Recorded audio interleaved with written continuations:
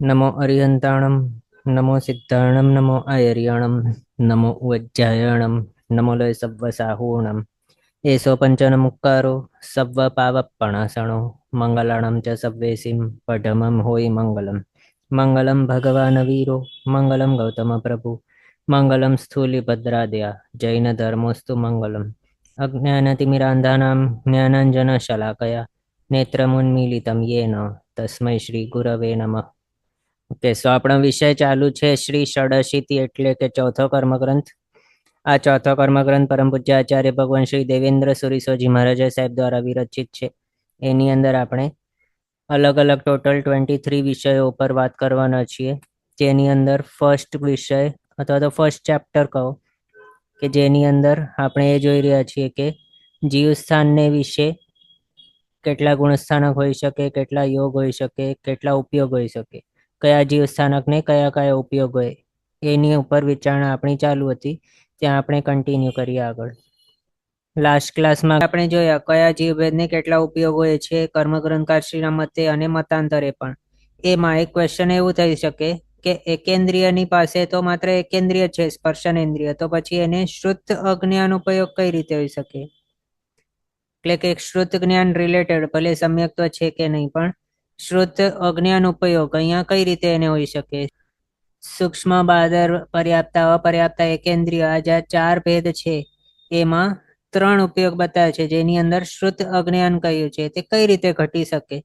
Possible જ કઈ રીતે છે? કારણ તેઓને તો માત્ર સ્પર્શનેન્દ્રિય જ છે, ભાષા અને શ્રોત્રની લબ્ધિ તો છે જ નહીં, એટલે કે બોલવા કે સાંભળવાની લબ્ધિ તો એમની પાસે છે જ નહીં. અને શ્રુત તો બોલવાની અને સાંભળવાની લબ્ધિ વાળાને જ થાય, તો પછી શ્રુત અજ્ઞાન તેઓને કઈ રીતે હોઈ શકે? એવું આપણને ડાઉટ આવી શકે. તો એના ઉત્તરમાં આપણને એમ સમજવાનું કે એકેન્દ્રિય જીવોને પણ આહાર આદિ સંજ્ઞા તો હોય જ છે, એ રીતે સૂત્રોમાં કહ્યું છે. અને સંજ્ઞા એક પ્રકારની અભિલાષા છે, ઈચ્છા છે. પરમ પૂજ્ય હરિભદ્ર સુરીશ્વરજી મહારાજા સાહેબે આવશ્યકની મૂળ ટીકાની અંદર આ રીતે બતાવ્યું છે. આહાર સંજ્ઞા આહાર અભિલાષ ક્ષુત વેદનીય ઉદય પ્રભવ ખલુ આત્મપરિણામ વિશેષ ઇતિ. એટલે અહીંયા આની અંદર શું બતાવ્યું? આહાર સંજ્ઞા એ શું છે? આહારની અભિલાષા રૂપ છે. ક્ષુત વેદનીય ઉદય પ્રભવ, ક્ષુત વેદનીય એટલે ક્ષુધા વેદનીયના ઉદયના પ્રભાવથી છે, અને ખરેખર એ આત્મ પરિણામ વિશેષ જ છે. આ પ્રમાણે બતાવ્યું છે. આ અભિલાષ મને અમુક વસ્તુ મળે તો સારું, એ પ્રમાણે શબ્દ અને અર્થના વિકલ્પ પૂર્વક હોય છે, અને વિકલ્પ સહિત ઉત્પન્ન થતો અધ્યવસાય એ જ શ્રુત જ્ઞાન છે. એમ એટલે આ શ્લોક દ્વારા શું દર્શાવેલું છે કે આહાર સંજ્ઞા એ આહારની અભિલાષા રૂપ જ છે, અને એ અભિલાષા એટલે ઈચ્છા રૂપ જ છે. અને એ પણ ઈચ્છા કેવી? અમુક અમુક પ્રકારની વસ્તુઓ જો મને મળે આહાર રૂપે તો પછી એ મારા માટે હિતકારી છે, અને અમુક વસ્તુઓ જો હોય મને આહાર તરીકે મળે તો એ મારા માટે નુકસાનકારક છે. એક્ઝામ્પલ માટે કોઈક તેવું કહે છે એને જો પાણીનો સંપર્ક થાય તો પછી એના માટે હાનિકારક છે. ફ્યુલ જેવા કે ઘી, તેલ વગેરે છે એ એના માટે હિતકારી છે, અને તેને ખબર છે, એને ઈચ્છા પણ છે. અને બીજું વનસ્પતિઓમાં પણ અમુક પ્રકારના એવા ફર્ટિલાઇઝર્સ એને જો મળે તો એ વધારે સારી રીતે ફલે ફૂલે છે, અને એને એસિડ જેવી વસ્તુઓ હાનિકારક નીવડે છે. એટલે ભલે એને ખબર નથી કે આ વસ્તુને ફલાણું એવો ફર્ટિલાઇઝર કહેવાય છે, અને આ વસ્તુને એસિડ કહેવાય છે, એવા નામો વગેરે ભલે એને ખબર નથી, તો પણ એ શબ્દનો જે અર્થ છે એનો આલોચન છે એની પાસે, એટલે એનું હિત કે અહિત થશે એના દ્વારા એ એને ખબર છે, અને એની ઈચ્છા પણ છે કે એનો હિત થાય. એટલે જ બતાવ્યું છે કે એની પાસે આહાર સંજ્ઞા છે એકેન્દ્રિયોની પાસે. એટલે ઇનડિરેક્ટલી શું બતાવ્યું કે અહીંયા ક્ષયોપશમ રૂપ અલ્પશ્રુત તેઓને પણ હોય છે, કારણ અભિલાષા શબ્દ અર્થના આલોચનને અનુસારી હોવાથી શ્રુત જ્ઞાન જ કહેવાય છે. એના હિસાબે તેમને અલ્પશ્રુત પણ સંભવે છે. એના હિસાબે આહાર સંજ્ઞાવાળા એકેન્દ્રિયોની પાસે અલ્પશ્રુત જ્ઞાન હોય છે, એ રીતે પ્રૂવ થયો. હવે બીજું, વિશેષ આવશ્યક ભાષ્યની 100મી ગાથાની અંદર પરમ પૂજ્ય જીનભદ્ર ગણી શ્રમાશ્રમણજીએ બતાવ્યું છે, ઇન્દ્રિય મણો નિમિત્તમ જમ વિન્નાણમ સુયાણુસારેણમ નિયયથુત્તિ સમત્થમ તમ ભાવસુયમ મયી શેષમ. એટલે આની અંદર મતિ જ્ઞાન શું છે અને શ્રુત શું છે, ભાવશ્રુત, એ બતાવ્યું છે. શું બતાવ્યું? ઇન્દ્રિય અને મનના નિમિત્તથી ઉત્પન્ન થવા વાળું જ્ઞાન કે જે નિયત અર્થને કહેવામાં સમર્થ હોય અને શ્રુતાનુસારી હોય, તે ભાવશ્રુત છે. અને એના સિવાયનું બીજું બાકીનું મતિ જ્ઞાન છે. આ રીતે બતાવ્યું છે. અહીંયા સુયાણુસારેણમ વડ છે એટલે શ્રુતાનુસારી. એનો મિનિંગ એ કે શબ્દાર્થના આલોચનને અનુસારે જે જ્ઞાન થાય, એટલે હૃદયમાં શબ્દ અભિલાપ વાળું જે જ્ઞાન, તે ભાવશ્રુત કહેવાય છે. અને એવું અવ્યક્ત તથા શબ્દોથી નહીં સમજાવી શકાય તેવું શબ્દાર્થના ઉલ્લેખરૂપ ભાવશ્રુત જ્ઞાન એકેન્દ્રિય જીવોને પણ હોય છે. અહીંયા આપણે ભાવશ્રુતનું લક્ષણ જોયું, એટલે એમને ભલે ખબર નથી કે આ ફલાણી વસ્તુનું નામ આ છે, પણ એનો અર્થ તેઓ જાણે છે અને એના ફાયદા કે ગેરફાયદા તેઓ જાણે છે, અને એને એના ફાયદા જેમાં છે એની ઈચ્છા છે, એટલે આહાર સંજ્ઞા છે. એના હિસાબે શ્રુત જ્ઞાન ભલે અવ્યક્ત કે અલ્પ પણ તેમની પાસે છે, એમ બતાવ્યું. પછી આગળ જીનભદ્ર ગણી સમાશ્રમણજી મહારાજે વિશેષ આવશ્યકના 103rd ગાથાની અંદર આ પ્રમાણે બતાવ્યું છે, જહ સુહુમમ ભાવિંદીય નાણમ દવિંદિયાણ વિરહેવી દવ્વસૂયા ભાવમ્મી વી ભાવસૂયમ પથ્થી વાયણમ. આની અંદર શું બતાવ્યું?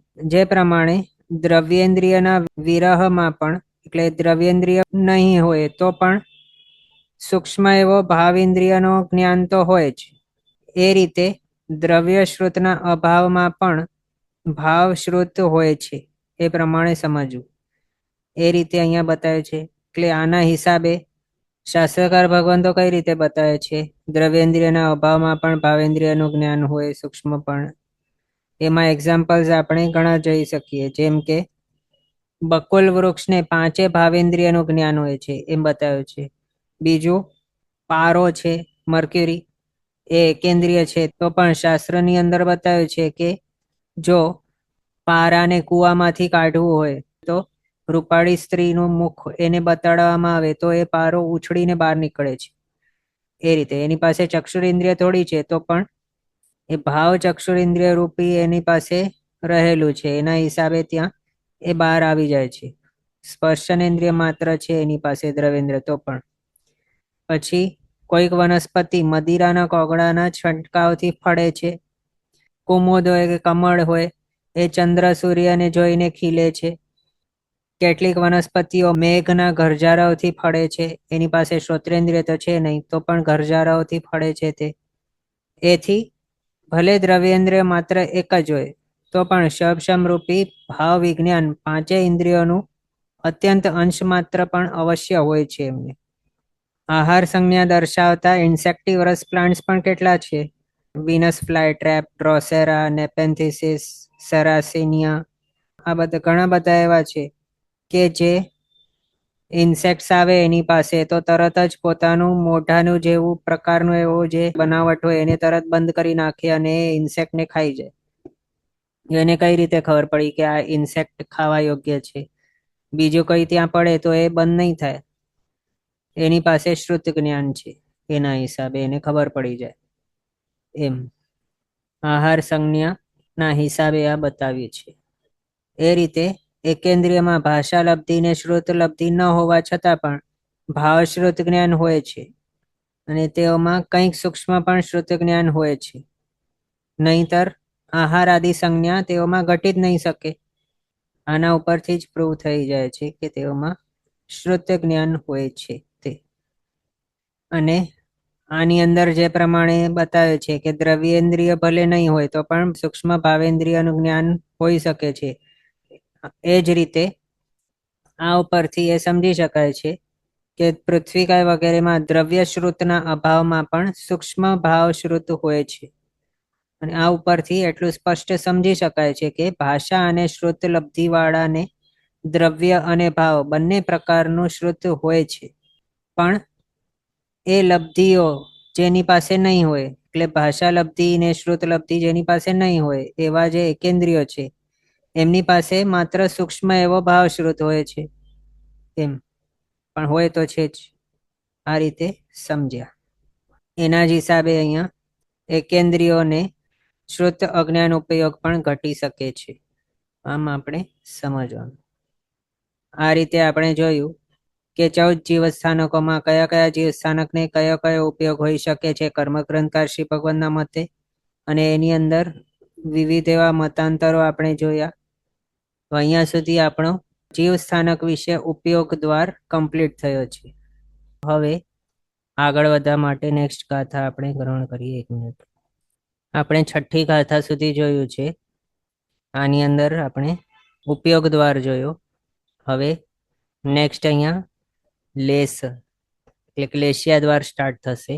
પહેલા આપણે લેશિયા શું છે, કેટલી છે એ વગેરે જોઈએ. તો લેશિયા શાસ્ત્રકાર ભગવંતોએ લેશિયાને દર્શાવતા અથવા તો એનો ડેફિનેશન કરતા આ રીતે બતાવ્યો છે. શ્લિષ્યતે કર્મણા સહ આત્મા અનયેતી લેશિયા, એટલે કે લેપાય છે કર્મની સાથે આત્મા જેના વડે તે લેશિયા. આ રીતે બતાવ્યું છે. લેશિયા શું કરે છે? આત્માને કર્મની સાથે લેપી નાખે છે, બાંધી નાખે છે. લેશિયા ટોટલ 6 પ્રકારે બતાવી છે. આ જાંબુ વૃક્ષ કહો કે આમ્ર વૃક્ષના દૃષ્ટાંત દ્વારા. કૃષ્ણ, નીલ, કાપોત, તેજો, પદ્મ, શુક્લ લેશિયા, ટોટલ 6 લેશિયા. જેની અંદર આ બધા કેવા છે? જંગલની અંદર ફરતા એવા 6 જણ છે કે જેને ભૂખ લાગી છે, કંઈક આહાર કરવાનું છે. એનામાંથી સૌથી પહેલો આ જે છે તીવ્રતમ અશુભ એવી લેશિયાવાળો, એ શું કરે છે? એને આહાર જોઈએ છે તો પણ આખા વૃક્ષને જળથી કાપવા માટે સ્ટાર્ટ થઈ જાય છે. નીલ લેશિયાવાળો સેકન્ડ, એ તીવ્રતર અશુભ આ લેશિયાવાળું છે કે જે મોટી મોટી એવી ડાળીઓને કાપે છે. પછી કાપોત લેશિયાવાળો થર્ડ, એ છે અશુભ, ડાળીઓને કાપે છે અહીંયાથી, નાની નાની ડાળીઓને. પછી તેજો લેશિયાવાળો શુભ, તે ઘણા બધા ઝુમખાઓ એને તોડી નાખે છે. પછી પદ્મ લેશિયાવાળો પાકેલા એવા જે છે અમુક અમુક એ અહીંયાથી તોડે છે. અને તીવ્રતમ શુભ શુક્લ લેશિયા, એ જે નીચે પાકેલા ફળો પડેલા છે જમીન ઉપર એના ઉપરથી વીણે છે. એટલે આ રીતે સૌથી વધારે ક્રૂર પરિણામો છે આ કૃષ્ણ લેશિયાવાળાને, અને સૌથી શુભ એવા પરિણામ છે આ વાળા શુક્લ લેશિયાવાળાના. આમ આપણે શોર્ટમાં જોયું. એમાં આ રીતે દર્શાવ્યું છે કે કેવા હોય છે કૃષ્ણ લેશિયાવાળા? તેમને પોતાનું નુકસાન કરીને પણ બીજાનું નુકસાન કરે એવા હોય છે. નીલ લેશિયાવાળા પોતાના ક્ષણિક લાભ માટે બીજાનું નુકસાન કરી બેસે એના માટે તૈયાર હોય છે. કાપોત લેશિયાવાળા પોતાનું નુકસાન બચાવવા માટે બીજાનું નુકસાન કરવા તૈયાર થઈ જાય. તેજો લેશિયાવાળા પોતાનું વિશેષ નુકસાન નહીં થતું હોય તો બીજાનું હિત કરે. પદ્મ લેશિયાવાળા બીજાના હિતને માટે પોતાનું નુકસાન કરવા તૈયાર થાય. અને શુક્લ લેશિયાવાળાને બતાવ્યું કે બીજાના હિતને માટે પોતાનું સર્વસ્વ સમર્પિત કરવા તૈયાર થઈ જાય છે. આ રીતે 6 લેશિયાવાળા જે છે એના અલગ અલગ એવા 6 લેશિયાવાળાઓના ભાવો બતાવ્યા. આ પણ દૃષ્ટાંત છે બીજું કે જે 6 ચોરોને અપેક્ષાએ અથવા તો એના દૃષ્ટાંત દ્વારા બતાવ્યું છે. 6 ચોર છે, એનામાંથી કૃષ્ણ લેશિયાવાળો સૌથી ક્રૂર, બધા જ ની હત્યા કરી નાખે. ભલે એ બાળક હોય, સ્ત્રી હોય, જનાવર હોય, પશુ કોઈ પણ હોય, બધા જ ની હત્યા કરીને ચોરી કરે. પછી બીજા આ નીલ લેશિયાવાળો, એ પશુ અથવા તો આ જે જાનવર છે એને છોડીને બાકી બીજાના હત્યા કરી નાખીને પછી પોતાનું ચોરી કરે. કાપોત લેશિયાવાળો માત્ર પુરુષોની હત્યા કરે છે, પશુ અને સ્ત્રી અને બાળ એને છોડી નાખે છે. તેજો લેશિયાવાળો માત્ર જે શસ્ત્રધારી છે, નિહત્તા નહીં પણ શસ્ત્રવાળા એવા જે છે પુરુષો એને જ હણે છે, એની હત્યા કરી નાખે છે. બીજું પદ્મ લેશિયાવાળો શસ્ત્રધારીને હણે છે પણ માત્ર જે સામે આવે છે શસ્ત્ર લઈને એવા જ પુરુષોને હણે છે, પણ જે શસ્ત્રવાળા છે પણ પાછા વળી ગયા છે એની હત્યા નથી કરતો, એવો છે પદ્મલેશ્યા. અને શુક્લલેશ્યાવાળો કોઈને પણ માર્યા વગર ધન લૂંટે. આ રીતે એમના પરિણામો અથવા તો એમના અધ્યવસાયને દર્શાવ્યા છે આ એક્ઝામ્પલ દ્વારા. આ બે એક્ઝામ્પલ્સ મુખ્યપણે બતાવે છે. આ રીતે આપણે જાણ્યું લેશ્યાને વિશે. હવે અહીંયા આ દ્વારા શું દર્શાવાય છે કે આત્મા છે તે સ્ફટિક જેવો છે, પણ કૃષ્ણ આદિ એવા રંગવાળા અથવા તો એવા જે લેશ્યાના પૂતગલો છે એની સાથે સંયોગ થાય છે આત્માનો, ત્યારે એના હિસાબે આત્માના પણ એવા એવા પ્રકારના પરિણામો થઈ જાય છે, ના એવા અધ્યવસાય થઈ જાય છે, જેના હિસાબે તે કર્મની સાથે લેપાઈ જાય છે. એમ એક્ઝામ્પલ માટે અહીંયા આપણે જો જોઈએ તો આ સ્ફટિકની પ્રતીકમાં છે એ કેવી હોય, ટ્રાન્સપેરન્ટ, અને જો પાછળ એની કંઈ પણ હોય નહીં તો પછી આપણને આરપાર એમ જ દેખાય. પણ જો બ્લુ કલર વાળું આ જે છે પાછળ, તો એના હિસાબે આ પ્રતિમા જે પણ બ્લુ કલરની અહીંયા દેખાય છે. જો લાલ કલરનું હોય પાછળ બેકગ્રાઉન્ડ તો અહીંયા લાલ કલરનું દેખાય, જો વ્હાઈટ હોય તો વ્હાઈટ દેખાય છે. તો આ રીતે લેશ્યા એવા જુદા જુદા પ્રકારના એવા કૃષ્ણ આદિ રંગવાળા એવા જે પૂતગલો છે એના હિસાબે આત્મા એના સંયોગમાં જ્યારે આવે ત્યારે એના એવા પ્રકારના અધ્યવસાય થઈ જાય, જેના હિસાબે એ કર્મ બાંધી નાખે છે. એમ શાસ્ત્રકાર ભગવાન તો કહે છે કે એક એવું જ રૂલ છે કે જ્યારે આવતા ભાવનું આયુષ્ય બંધાતું હોય ત્યારે જેવા પ્રકારની લેશ્યા હોય એ લેશ્યા આ ભાવ પૂર્ણ થતા ટાઈમે પાછી આવી જાય છે, અથવા તો પરભાવનું આયુષ્ય જે લેશ્યા વખતે બંધાયું હોય એ લેશ્યા આ ભાવના અંતે આવી જાય છે જીવને. પછી હવે આટલું આપણે શોર્ટમાં થોડું ઘણું જોયું. આમ તો લેશ્યાને વિશે ઘણી મોટી ચર્ચા વિચારણા થઈ શકે છે, પણ વધારે અહીંયા આપણે જોતા નથી. આપણે આગળ જોઈએ, નેક્સ્ટ ગાથા ગ્રહણ કરીએ છીએ. એની અંદર બતાવ્યું છે કે કયા જીવને કેટલી લેશ્યા હોય છે, તે જીવ સ્થાનક વિશે લેશ્યા. એના માટે આપણે 7મું આ ગાથા ગ્રહણ કરીએ. હાથ જોડીને ગ્રહણ કરજો. સન્ની દુગી છ લેસ અપજ્ય બાયરે પઢમ ચૌતી શેષેસુ સત્તઠ બંધુદીરણ સંતુદયા અઠ્ઠ તેરસસુ.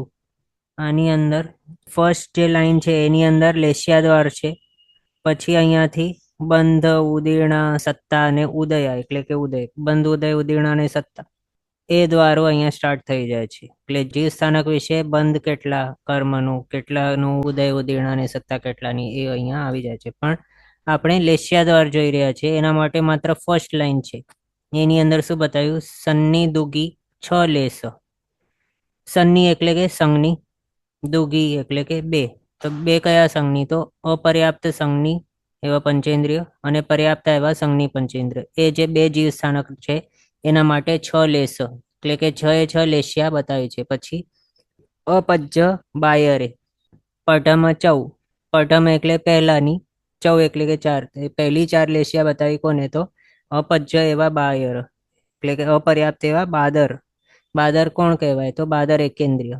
એ જ સમજવાનું. આપણે આગળ જોયું હતું, માત્ર એકેન્દ્રિય જેવા છે કે જેની માટે સૂક્ષ્મ અને બાદર એ બે ભેદ છે. બાકી બધા જ છે બે ઇન્દ્રિયથી પંચેન્દ્રિય, બધાને માટે એક જ ભેદ છે બાદરનો. એટલે બે ઇન્દ્રિય વગેરે કહેવાનું હોય તો ત્યારે બાદર વર્ડ યુઝ નહીં થાય, પણ બાદર વર્ડ જ્યારે યુઝ થાય ત્યારે જેને માટે બે પોસિબિલિટી છે, સૂક્ષ્મ અને બાદર, એના માટે જ વિચારણા હોય એ સમજવાની. એટલે બાદર એકેન્દ્રિય એ પણ કહેવાતો અપર્યાપ્ત. તો અપર્યાપ્ત બાદર જે છે એકેન્દ્રિય, એના માટે બતાવ્યું પહેલાની ચાર લેશ્યા હોય અથવા તો પહેલી ચાર. પછી તી શેષેસુ. શેષેસુ એટલે કે બાકી, અહીંયા જે બતાવ્યા બે સંજ્ઞી અને બાદર અપર્યાપ્ત એવા એકેન્દ્રિય, આ ત્રણ જીવભેદને છોડીને બાકીના જે પણ છે 11 જીવભેદો, બધાને માટે તી એટલે કે ત્રણ લેશ્યાઓ સમજવાની. પહેલી ત્રણ એ રીતે બતાવી છે. પઢમ ચૌ આમના માટે અને પઢમ તી બાકીનાઓને માટે. આ રીતે બતાવ્યું છે. હવે આને આપણે આની અંદર જોઈએ. ગાથામાં બતાવ્યું હતું સન્ની દુગી છ લેસ. સન્ની દુગી અપર્યાપ્ત સંજ્ઞી પંચેન્દ્રિય અને પર્યાપ્ત સંજ્ઞી પંચેન્દ્રિય, એમને માટે છ લેસ, છ લેશ્યાઓ. કૃષ્ણ નીલ કાપત તેજો પદ્મ શુક્લ 6 લેશિયાઓ પોસિબલ છે. પછી આગળ બતાવ્યું હતું અપજ્ય બાયરે પટમ ચૌ અપર્યાપ્ત બાદર એવા એકેન્દ્રિય એમને પહેલી 4 લેશિયાઓ. પછી પઢમ તી શેષેસુ પઢમ આપણે આગળથી લીધું છે આ વર્ડ. અહીંયા આ વર્ડ છે પઢમચૌ અને પઢમતી આ બંનેને માટે કોમન લેવાનો છે. એના હિસાબે પઢમતી એટલે પહેલાની 3 લેશિયાઓ શેષેસુ એટલે બાકી જે બચ્યા આ 3ને છોડીને બાકી જેટલા પણ બચ્યા છે એ બધાને 3 લેશિયા આપણે અહીંયા જોઈ શકીએ છીએ. એ પણ કઈ તો પહેલી 3 કૃષ્ણ નીલ અને કાપોત લેશિયા આ રીતે ગાથાની અંદર બતાવ્યું છે. હવે ફર્સ્ટથી આપણે વિચારીએ ફર્સ્ટથી એટલે અહીંયા સંઘની પંચેન્દ્રિય છે એમના માટેથી આપણે વિચારીએ તો આની અંદર સંઘની પંચેન્દ્રિય હોય એની અંદર કયા કયા જીવ આવી જાય. ગતિ વાઇઝ આપણે વિચારીએ તો દેવ, મનુષ્ય, તિર્યંશ, નારકી 4 ગતિવાળા જીવો સંઘની પંચેન્દ્રિયની અંદર આવી જાય છે.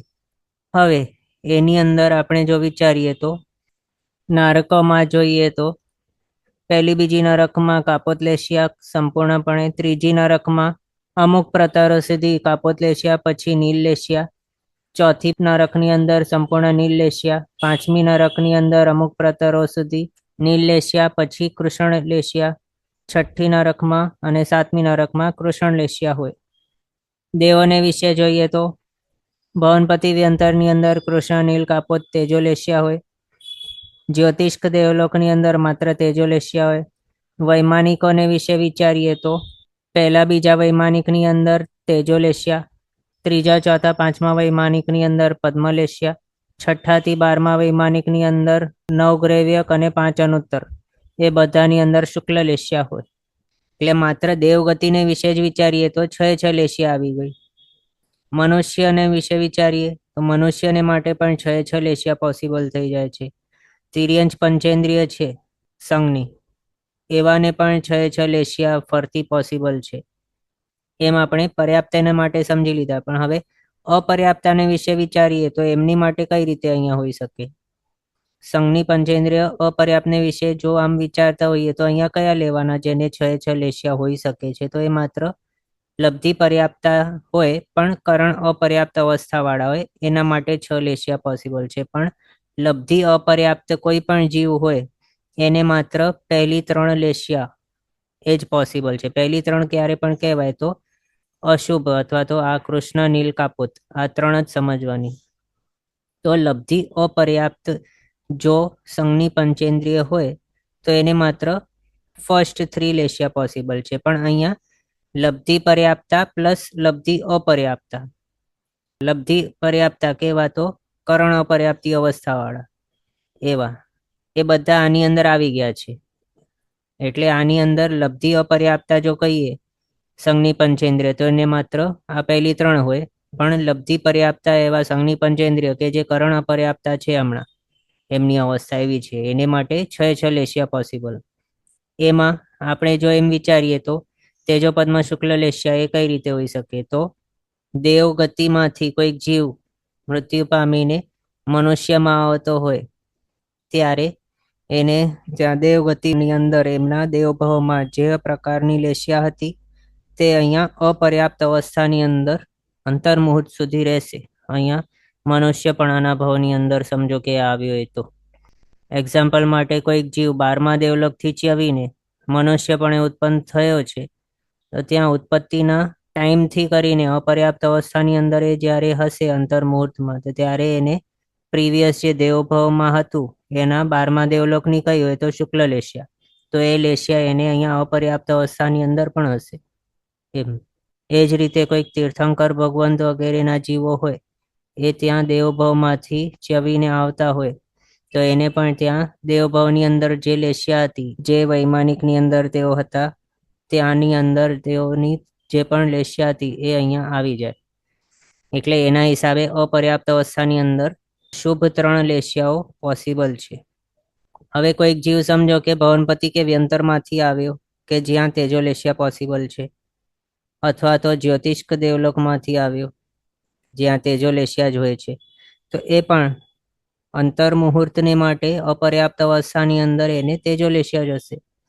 પછી આગળ હવે એનો જેવા પ્રકારના અધ્યવસાય હશે એના હિસાબે એનો લેશિયા બદલતી રહેશે એના ભાવમાં, મનુષ્યપણે જો હોય તો, અથવા તો તિર્યંશ પંચેન્દ્રિયપણે પણ જો હોય તો ત્યાં પણ એના અંતર મુહૂર્તે આખા ભાવ માટે લેશિયા બદલતી રહે. એટલે આમ અપર્યાપ્ત અવસ્થાની અંદર આપણે વાત કરીએ તો તેજોલેશિયા એ રીતે પોસિબલ છે. પછી પદ્મલેશિયા એ પણ પોસિબલ થઈ જાય છે ત્રીજા વગેરે વૈમાનિકમાંથી આવેલા હોય તો. એમ કૃષ્ણનીલ કાપોતલેશિયા તો આમે કોઈ પણ જીવ હોય, ભલે તે લબ્ધિ અપર્યાપ્ત પણ હોય, એને પણ આ 3 લેશિયા તો હોય જ શકે છે. એટલે એના ઉપર કંઈ વધારે વિચારણાની જરૂર નથી. પણ તો પણ આપણે જો એમ વિચારીએ તો જે નારકો છે, પેલી બીજી નરકની અંદર કાપોતલેશિયા છે, ત્રીજી નરકની અંદર પણ અમુક પ્રતરો સુધી કાપોતલેશિયા છે. એનામાંથી કોઈક જીવ આવેલો હોય તો પછી એને પણ ત્યાં અપર્યાપ્ત અવસ્થાની અંદર તિર્યંશ કે મનુષ્ય જે હોય એની અંદર કાપોતલેશિયા હોય. એટલે આ રીતે આ જે છે લેશિયાઓ એ એમની પાસે રહેશે અપર્યાપ્ત અવસ્થાની અંદર.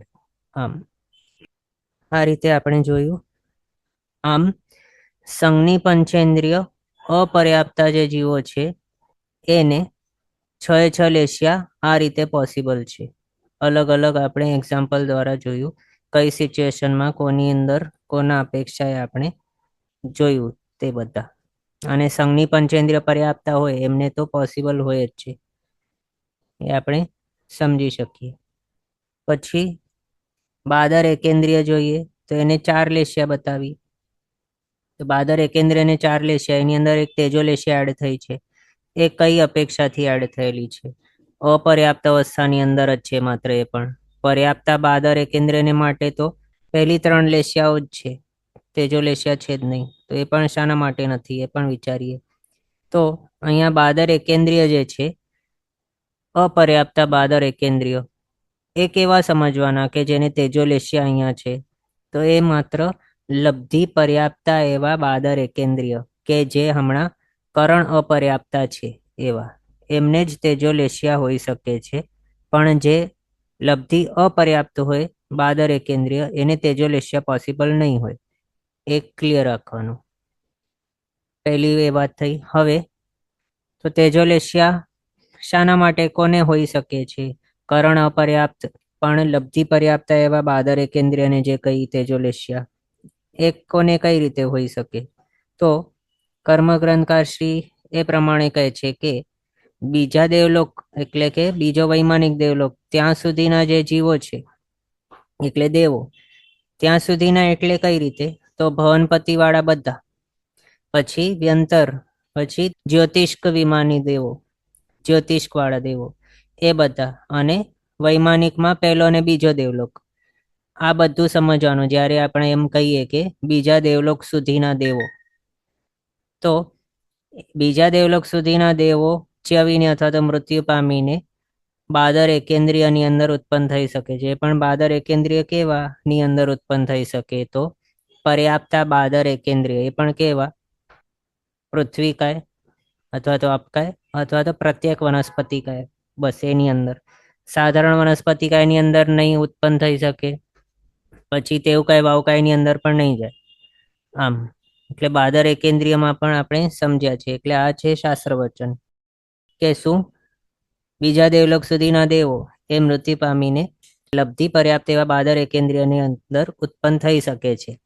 એના હિસાબે અહીંયા તેજોલેશિયા ગણી છે. હવે એ પણ ભલે ઉત્પન્ન થઈ શકે છે, તો તેજોલેશિયા અહીં શા માટે ગણવાની? કારણ શાસ્ત્રકાર ભગવાન તો એ જ કહે છે કે જે નારકો છે અને દેવો છે એમને એમના ભાવ માટે, આખા ભાવ માટે જે પણ લેશિયા હતી દેવભાવ કે નરક ભાવની અંદર, એ લેશિયા તેમના એ દેવ કે નારકીપણાના ભાવની પછીના ભાવની અંદર તેઓ સાથે લઈને જાય છે. અને તેના એ ભાવની અંદર પહેલા અંતર મુહૂર્તને માટે એમને અપર્યાપ્ત અવસ્થાની અંદર એ લેશિયા હોય છે દેવ કે નારકીપણાની જે હતી તે. તો એ જે બીજા દેવલોક સુધીના દેવો છે કે જે તેજોલેશિયા વાળા હતા એ દેવપણે, એ પોતાના એ દેવભાવની તેજોલેશિયા લઈને આ બાદર એકેન્દ્રિય પર્યાપ્તા એવા પૃથ્વીકાય અપકાય પ્રત્યેક વનસ્પતિકાયની અંદર ઉત્પન્ન થાય તો ત્યાં અપર્યાપ્ત અવસ્થાની અંદર તે તેજોલેશિયા વાળા હોય. અને પછી પર્યાપ્તા થઈ જાય ત્યારે એ તેજોલેશિયા ચાલી જાય અને કૃષ્ણ નીલ કે કાપોતલેશિયા, એ 3માંથી વારાફરતી બદલતી રહે. એટલે અહીંયા બાદર એકેન્દ્રિય પર્યાપ્તા જે છે આની અંદર માત્ર 3 લેશિયા બતાવી છે, તેજો લેશિયા નહીં હોય. તેજો લેશિયા માત્ર અપર્યાપ્ત અવસ્થાની અંદર છે. આ રીતે આપણે જોયું. એમ ક્વેશ્ચન છે કે આ દ્રવ્ય લેશિયાની અપેક્ષા એ છે ને તો જે નારકીને દેવોને માટે કહેવાયેલું છે કે એમને આખા ભવ પર્યંત એક જ લેશિયા હોય છે. એમના એ ભવની અપેક્ષા જેવા પ્રકારનું એમને ભવ કે નારકી અથવા તો દેવલોક મળેલું હોય એના હિસાબે એને આખા ભવને માટે એ એક જ લેશિયા હોય, તો એ દ્રવ્ય લેશિયાની અપેક્ષાએ બતાવ્યું છે. એમ ઓકે, અહીંયા સુધી ક્લિયર બધાને? ક્વેશ્ચન છે દેવનારકીને માટે જે કહેલું છે શાસ્ત્ર વચન કે આગલા જન્મની એ લેશિયા લેવા આવે છે, તો એ કઈ રીતે થશે? જો વનસ્પતિ કાયમાં જાય તો એ પ્રમાણે લેશિયા આવે ને. હા, તો એમાં કેવું છે કે આગલા જન્મની લેશિયા લેવા આવે એ જે બતાવ્યું છે એ એના માટે કે જે હમણાં તિર્યંશ કે મનુષ્યની અંદર છે અને નેક્સ્ટ ભાવની અંદર તેઓ દેવ કે નરકની અંદર જવાના હોય, એમના માટે એ છે કે તેઓની નેક્સ્ટ ભાવની લેશિયા આ જન્મની અંદર એને લેવા આવે છે. એ પણ એ અપેક્ષાએ જે કહી છે કે એને દેવ કે નરક ભાવની અંદર જે લેશિયા હશે પોતાના આખા ભાવ પર્યંત, એ લેશિયા અહીંયા પ્રીવિયસ ભાવની અંદર છેલ્લા મૃત્યુના સમયના અંતર મુહૂર્તની અંદર એ આવી જાય છે એ લેશિયા એને. એમ એ ભાવની અંદર જે એ જવાનું છે નારકીપણાનું કે દેવપણાના, એના પ્રભાવ અમુક પ્રભાવ અહીંયા બતાડે એને, અને અમુક કંઈ ખબર પડે અહીંયા જે હોય જીવો એમને કે એનું નેક્સ્ટ ભાવ કેવું હોઈ શકે છે. એના ઉપરથી તેઓ ડિસાઈડ કરે છે કે એને નેક્સ્ટ ભાવ કેવા મળેલું હોઈ શકે. કારણ એના દેવ કે નારકીપણાની અંદર જે લેશિયા એને હોવાની છે એ અહીંયા છેલ્લા અંતર મુહૂર્તની અંદર એને આવી જાય છે. એટલે એમ કહ્યું છે કે એના નેક્સ્ટ ભાવના લેશિયા અહીંયા એને લેવા આવી, એમ શબ્દ પ્રયોગો કરાતા હોય છે.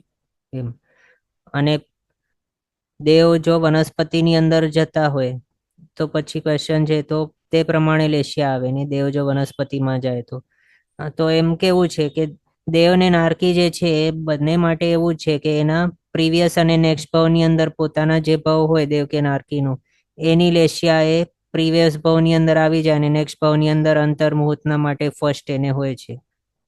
વનસ્પતિમાં પણ જાય તો એ હોઈ શકે છે, એના જ હિસાબે અહીંયા બતાવ્યું છે કે તેજો લેશિયા. પણ આખા વનસ્પતિના ભાવની અંદર તો પછી એને એવા પ્રકારના નહીં હોય. અને આ લેશિયા પણ જે બતાવી છે એ અલ્પ શુભ પરિણામો એ બધા સમજવાના, અને એ પણ માત્ર અંતર મુહૂર્તને માટે. જે પ્રમાણે શાસ્વદન સમ્યક તો આપણે કહી રહ્યા હોઈએ કે બીજો ગુણસ્થાનક લઈને અહીંયા એકેન્દ્રિયની અંદર આવી શકાય છે, તો એ પણ કઈ રીતે?